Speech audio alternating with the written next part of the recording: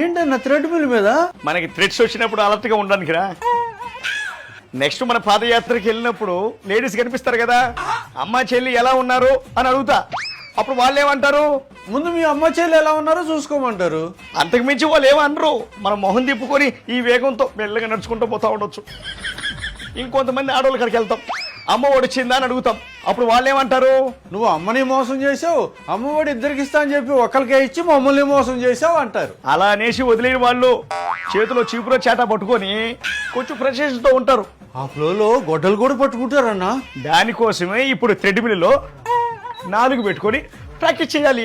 ఇంకొంతమంది అయితే మా భూములు లాక్కున్నావు, ఇసుక నమ్మేశావు, ముందు కల్తీ చేసి మా వాళ్ళు ప్రాణాలు తీసావు, పిల్లలకి గంజాయి అలవాటు చేసావు, వాళ్ళ జీవితాలు నాశనం చేసావని ఆ ఫ్రస్ట్రేషన్తో అక్కడ ఏది జరుగుతుంది ఆ రాడ్డు గిడ్డు గొడ్డలి గిడ్డలి పట్టుకొని వెనకాల మనం అటాక్ చేస్తారు, మనం ఫాలో చేస్తారు.